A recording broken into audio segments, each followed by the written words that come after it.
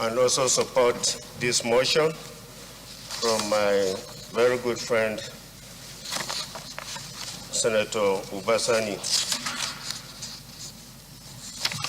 What is happening today, Mr. President, distinguished colleagues, is, to say the least, very pathetic. And what was experienced yesterday in Kaduna is something that you would not wish even the worst of your enemies. We found ourselves yesterday entangled, having live chats with people that were caught in the unfortunate incident. And it was really, really scary. Mr. President, one of the women seated with a baby in her arms in that ill-fated train was calling for mercy. She had an aged mother by her side and was pleading that she came only for medical attention. She brought the mother on medical attention in Abuja, and that was what brought them here. And she was pleading for mercy. Instead of giving mercy, Mr. President, she had her head shattered right before other travelers in that train. Fortunately, some of the military personnel that were in the vehicle, in the train, had to induct some people the art of crawling. That was what saved the disastrous outing of that train. And many of them crawled from the VIP coaches to the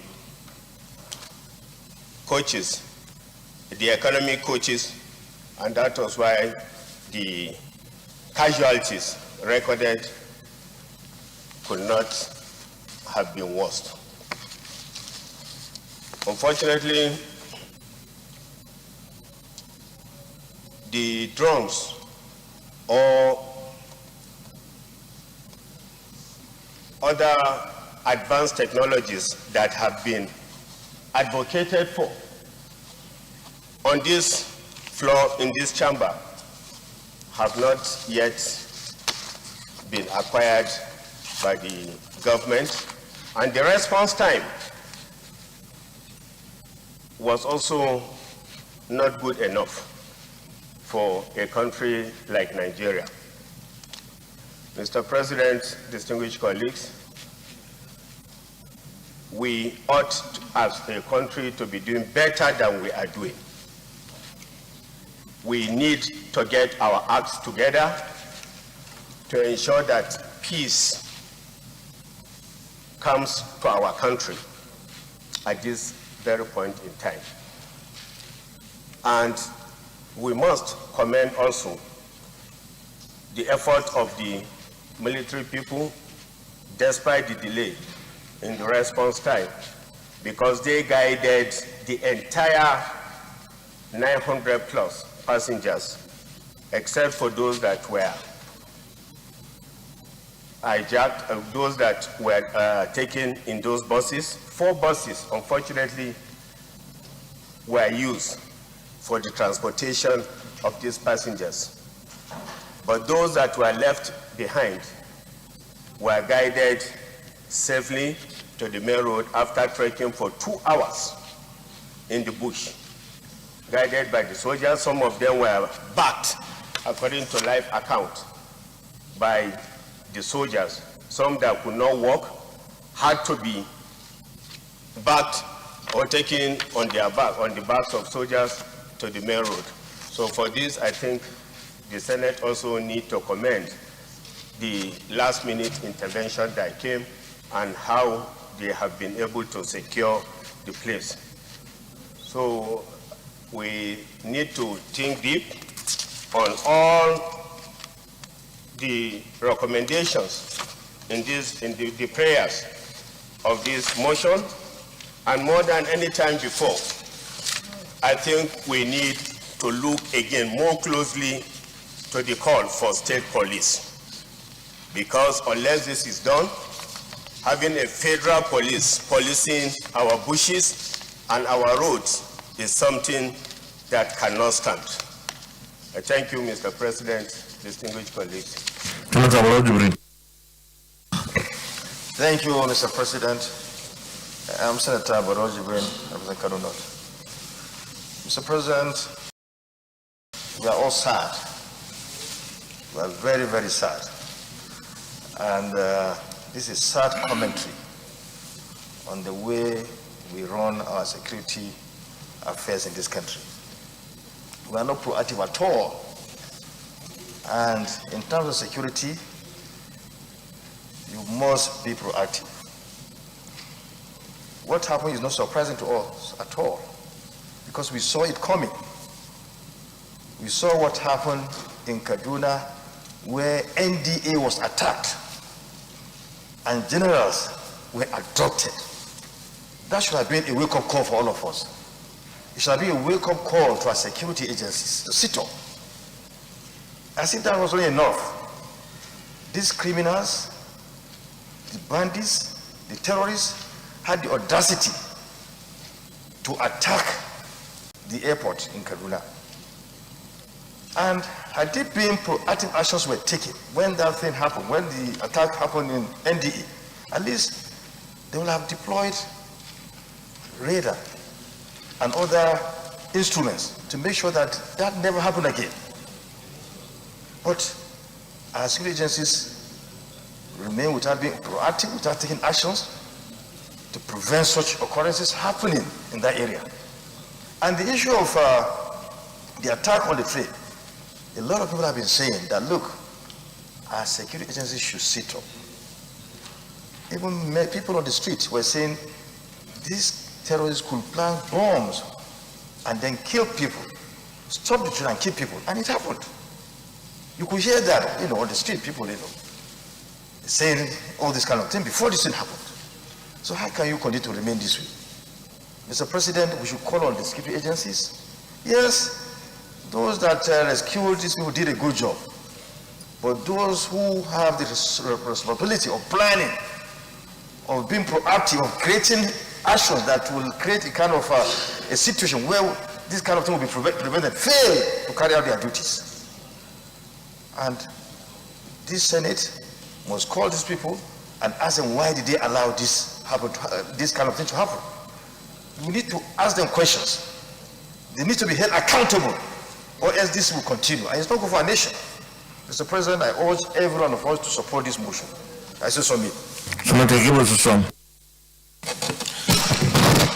Mr. President, distinguished colleagues, my name is Dr. Gabriel Swam, Plenary Northeast. Mr. President, I want to join other colleagues and say that this is indeed a very sad commentary on the security situation of our country. Mr. President, since we were inaugurated here, discussions on the security of our country has taken a large chunk of our discussion here. And I believe and feel that it is time enough for the appropriate authorities to have taken decisive actions to address the security in our country. Mr. President, Kaduna has become the new theater. And Kaduna is where the highest military institutions are housed. Mr. President, I would want to believe that by now it would have been enough time for serious action to have been taken, because this bandit, from all the attacks seems they are localized in a particular place. And for over 2 years, this has been happening. So there's no way that you can tell any person that the security would not or have not been able to locate or strategize in order to address the security in Kaduna. Mr. President, when the Taliban in Afghanistan wanted to take over the country, they targeted roads, they targeted airports, they targeted rail. Mr. President, it's the same thing that we're witnessing here. Now, the trend that was a bit safe is being attacked now. People will not travel, it affects commerce, it affects transaction, it affects the economy. Mr. President, the roads are equally unsafe. The other day, we heard that around the Kaduna airport, there were attempts by the terrorists to attack the Kaduna airport. Mr. President, we cannot continue like this. And let us call a spade a spade. This is clear failure of leadership. There's no two ways about that. I cannot be sitting as a governor of the state and things are happening and other people are being blamed for it. We cannot continue to do that. This is very serious. Our country is under attack. And so we cannot be pretending that there are other people who are responsible. The leadership of the country should address it. We are leaders here. Majority of us here have held very high positions in government in and out. And so, Mr. President, this is high time that we, as a Senate, should seek. We have said this before. If it means that we meet with the leadership of this country, let us sit down and talk,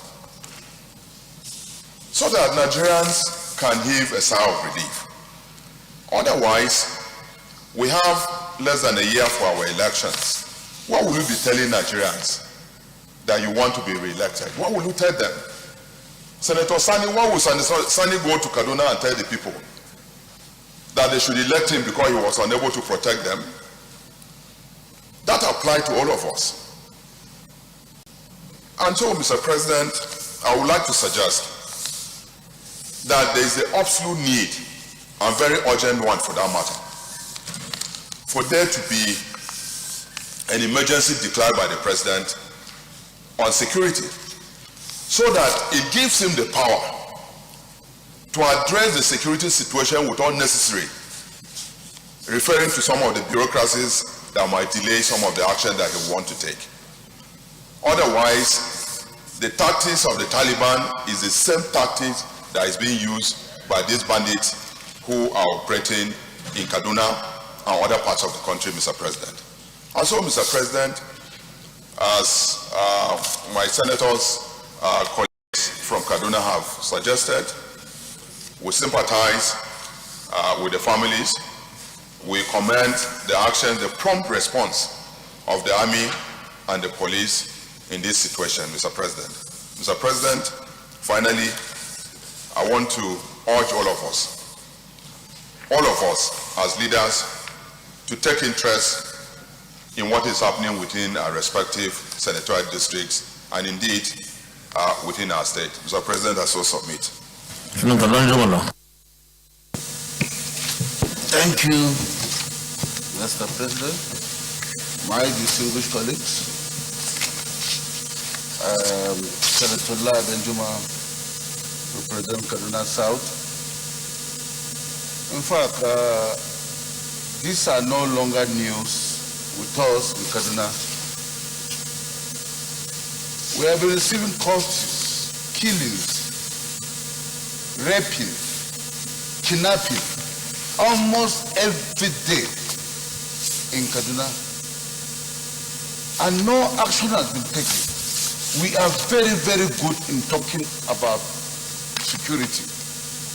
We Nigerians were very, very good in talking about security, but we don't follow up to do the right thing at the right time.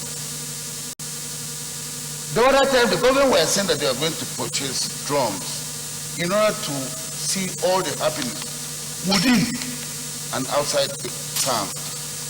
But up to today, as I'm talking, nothing has been done. If all these things that are happening, that if the government are not aware, what is happening in Kaduna State, I'm sure. I am sure, certainly, they would have tried to eliminate all the problems in Kaduna State. In the whole country, the issue of Kaduna State is the worst. Beside the one of yesterday night, I had over 54. That was last Sunday in my area, my senatorial district, was killed. About 453 houses were burned down to ashes. The number of people that came there just to do this attack were more than hundreds. They were almost 1,000 plus. You are living in a country, see this kind of thing coming your way. What will it say? And we're having all military men, police, name them, all over the country. Nothing can be done.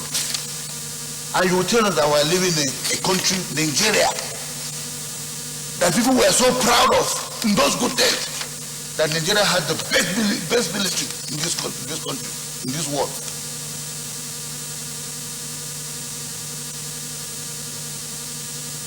If we are talking, we will talk more beautiful than any other person. But to put in action, we cannot do it.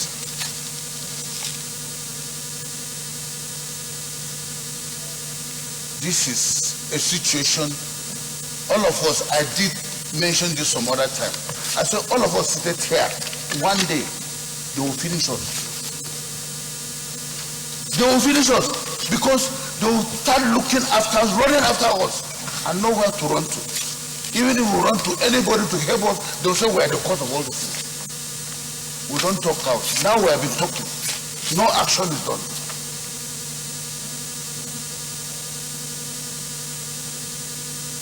Sir, Mr. President, there must be an urgent action should be taken immediately to solve all this problem. Because Kaduna is the center of all the happenings.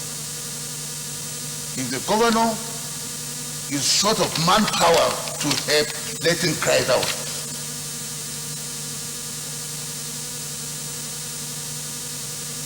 Most of us here that are not even in Kaduna, Kaduna has been occupied by non-indigenous. My own, I have to talk out because people will not know what actually is happening unless you are very close. And those that are living in Kaduna can tell you more about the happenings right now. If we are here talking, everybody will say things are just okay. Things are not okay. In Kaduna in person, the Kaduna town and Kaduna state as a whole, no day they don't kill over 300 in a day. Every blessed day, no day that they don't kill souls, more than 300.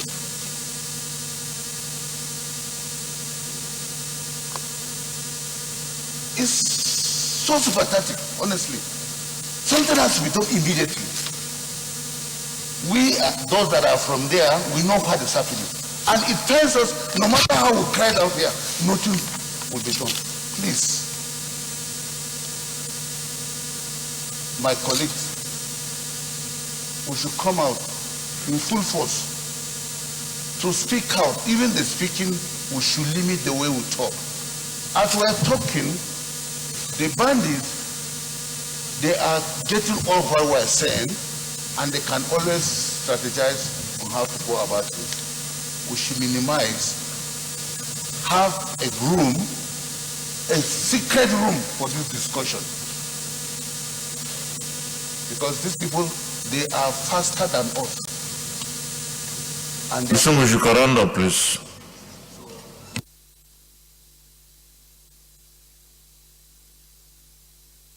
Thank you, Deputy Chief Whip.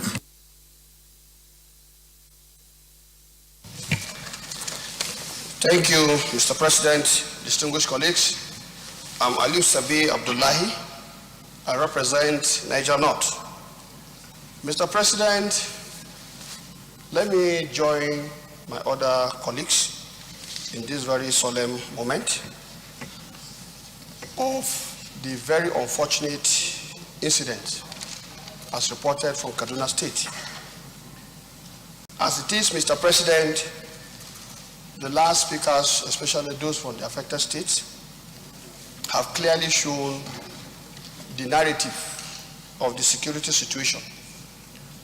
And of course, in this Hello Chamber, we've had cause to all discuss various incidents of security breaches affecting our various senatorial districts. And of course, we should also recall that as a Senate, we have done a very robust engagement with reports on the need to look at the security architecture and many other recommendations that we have given. But I think, Mr. President, distinguished colleagues, one fact that we must deduce at this moment is the fact that all the reports is showing clearly that we sit down why the terrorists decide to bring the attacks against our unarmed, innocent citizens. And I think it is safe and right, Mr. President, distinguished colleagues, to conclude that terrorists have declared war against Nigeria, and I think it is time for Nigeria to declare war against these terrorists. Mr. President, we shouldn't allow this situation to continue where we lay back, they come to attack, then we repel, we try to do damage control and the like. I think it is time for these terrorists to be seriously taken as a national security threat, and we should declare a war against them forthwith, so that, like the last speaker said, some of the discussions we are having here are not even healthy for a successful or effective security strategy. I believe if this is done, those who know best how to tackle these issues should not be given the wherewithal to do the needful. Because in many instances, you will get the report that we have not been given order. We have not been given order. So I think if a war is declared on these terrorists, the question of giving order will no longer be an excuse. And of course, they are resident within this territorial integrity or the territory called Nigeria. And I believe we know where they are. We know the routes they follow. In many instances, they drive for 1 hour, 2 hours, with villages calling to say, we've seen them gathering here, they are moving in this direction. So I think it's something we can really, trace. We know where they are. And I think it is high time that we declare war on them, because they've declared war on our country. Thank you, Mr. President. We'll go to the prayers, please. Accordingly, the Senate resolves to observe a minute's silence for the reports of the souls of our loved ones and pray for the safe release of the abducted members of the affected communities. Those in favor of prayer 1, say aye. Those against, say nay. Prayer 2, urge the Army and the Air Force to carry out sustained bombardment of terrorist enclaves with a view to flushing them out and restoring peace and stability to our communities. Those in favor of this prayer, say aye. Those against, say nay. Prayer 3, direct the Ministry of Humanitarian Affairs, Disaster Management and Social Development, National Emergency Management Agency, and other relevant government agencies to assist the affected communities with the relief materials. Those in favor of prayer 3, say aye. Those against, say nay. Prayer 4, urge our people to remain vigilant and report any suspicious movements to security operatives. Those in favor of prayer 4, say aye. Those against, say nay. And prayer 5, condole the families of the victims of the attacks on the government and the good people of Kaduna State. Those who want this prayer, say aye. Those against, say nay. The ayes have it. Thank you very much. Senator Kabiriga.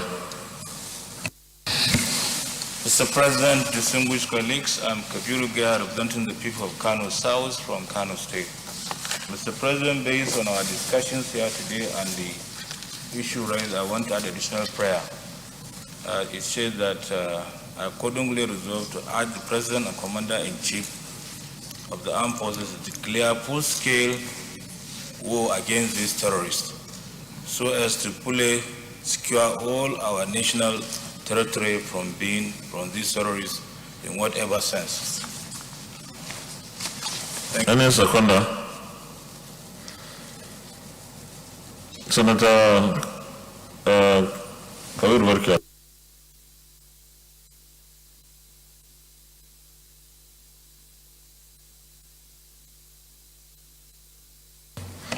Those in favor of the additional prayer by Senator Kabir Gabe say aye.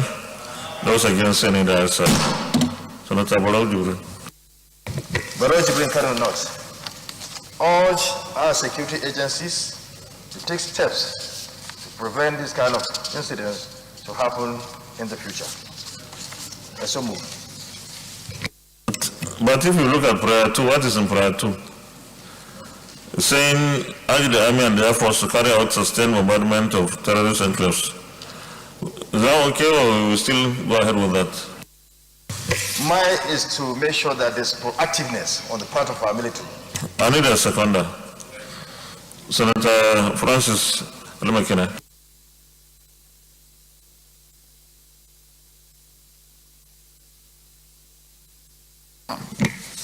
I rise to second the additional prayer moved by Senator Jibril. I so move. Essentially, those in favor of the additional prayer by Senator Barrow Jibril say aye. Those against any that say. Additional. Senator Sumatadin. Well, Mr. President, just to put it on record. Oh, it's supposed to be additional prayer. Not record, because we have finished debate. Okay. I want to put it this way, that the federal government, the Nigerian military should be urged to take special attention of the security within and vicinity of the airport. There are new buildings springing up, shanty buildings towards the Abuja, descending to Abuja airport now. You see so many new buildings in the vicinity of the airport. My fear is some of them, nobody can identify those who are putting out these new structures, and they are just boxes structures. So the airport deserves special attention now more than ever before. So it's just to urge the military to put special focus on the vicinity of Nigerian airports, especially Abuja airport. Well, I think I would suggest that we don't give that to the military. The Federal Airports Authority is supposed to, no, they don't have, but they are supposed to be in charge of the security. So let them get everybody together to ensure this. Because if you leave that to the military, they still have to go to the airport. FAN or who is in charge of the airports? The airport. Okay. I need a seconder. Senator Jibril. Mr. President, distinguished colleagues, I rise to support or to second the additional prayer as ably moved by my distinguished colleague, Senator Smart Adiemi. Okay, distinguished colleagues, those in favor of the additional prayer by Senator Smart Adiemi say aye. Those against say nay. Thank you very much, distinguished colleagues. Additional prayer. Sorry, sir. Your Excellency, sir, my additional prayer goes thus. Urge the relevant agencies of the government to step up their information gathering mechanism to forestall these incessant occurrences. I need a seconder. Senator Bellamandi.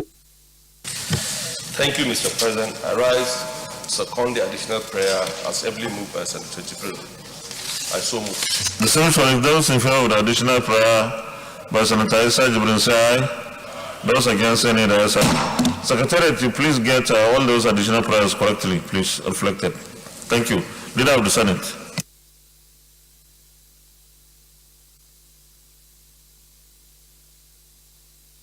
We observe 1 minute silence first, please. Distinguished colleagues. 1 minute silence.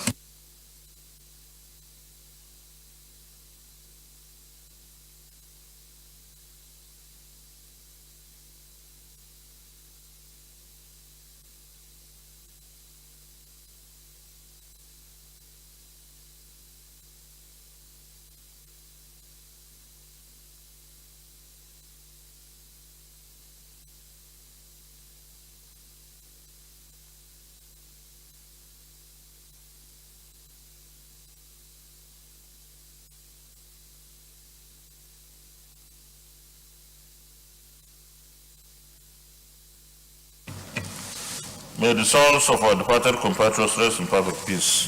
Amen. Leader of the Senate. Mr. President, my highly respected and distinguished colleagues, the first business of the day is the presentation of House Bill standing in my name on the Counseling Practitioners Council of Nigeria Bill 2022. Mr. President, you may wish to invite the Clerk of the Senate to read the short title of the bill. Clerk of the Senate. Mr. President, distinguished senators, Counseling Practitioners Council of Nigeria Bill 2022, HB 409, first reading.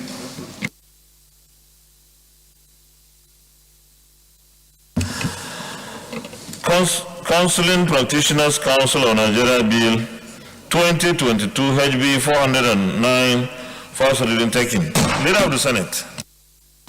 Mr. President, my highly respected and distinguished colleagues, the second business of the day is the presentation of a House Bill standing in my name on the Federal Medical Center of Oja, Cross River State Establishment Bill 2022. Mr. President, you may wish to invite the Clerk of the Senate to read the short title. Clerk of the Senate. Mr. President, distinguished senators, Federal Medical Center of Oja, Cross River State Establishment Bill 2022, SB 276, first reading.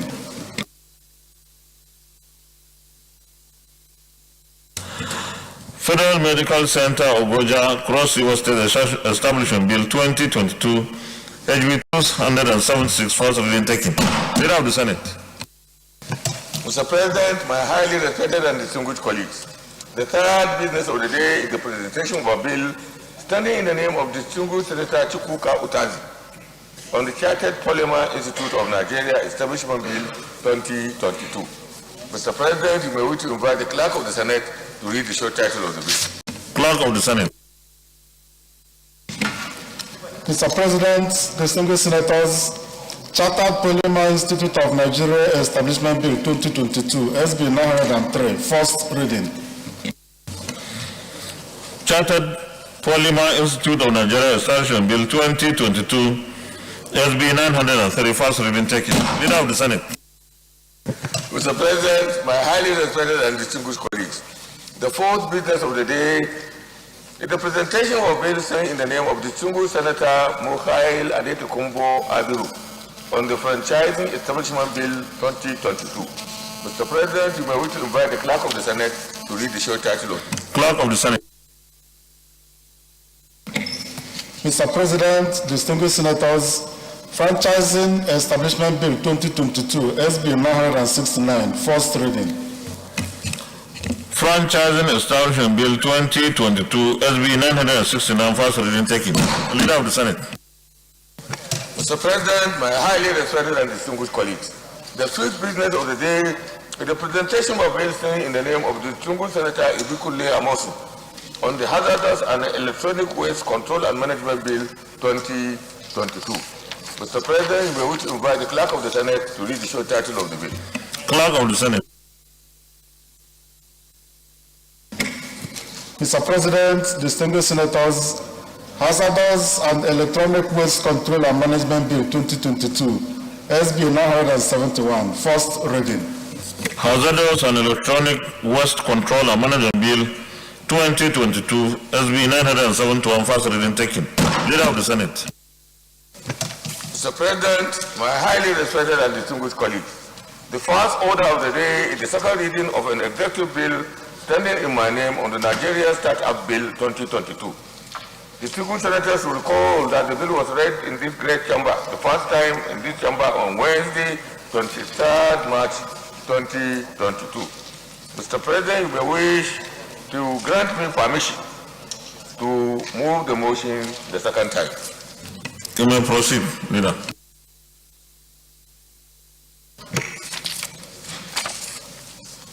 Distinguished colleagues, this is a lead debate on the Nigeria Startup Bill 2022.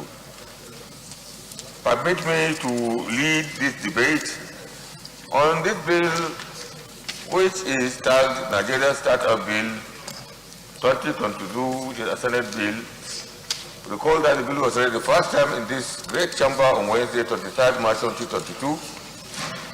Startup is generally associated with young, innovative, high-tech companies or new businesses that leverage on technology to solve a problem or pinpoint a segment or a population that requires some intervention.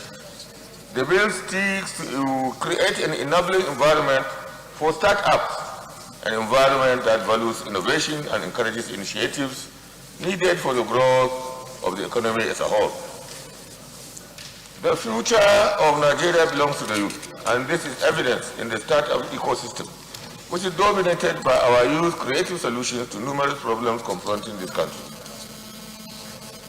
As of 2018, 76% of Nigerian ventures were creating jobs at an average of 9 full-time employees per venture, and 56% of the employees hired were between the ages of 12 and 35 years. Startups are increasingly playing a critical role in the world's socio-economic development through development of innovation and aiding the optimization of current economic sectors. Startups focus on solving problems through new technology and cutting-edge innovation. Furthermore, due to their unique rapid growth model, over a short period of time, startups have a high capacity of quality job creation. In Africa, Tunisia and Senegal have noticed the potential of startups to support rapid socio-economic development and have already enacted laws to recognize, support, and regulate startup activities in their countries. Currently, there is no regulatory framework in Nigeria.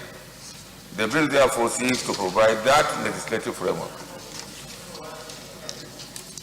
That framework fosters a culture of innovative thinking and entrepreneurship. It's a framework that promotes a benevolent environment for the establishment, development,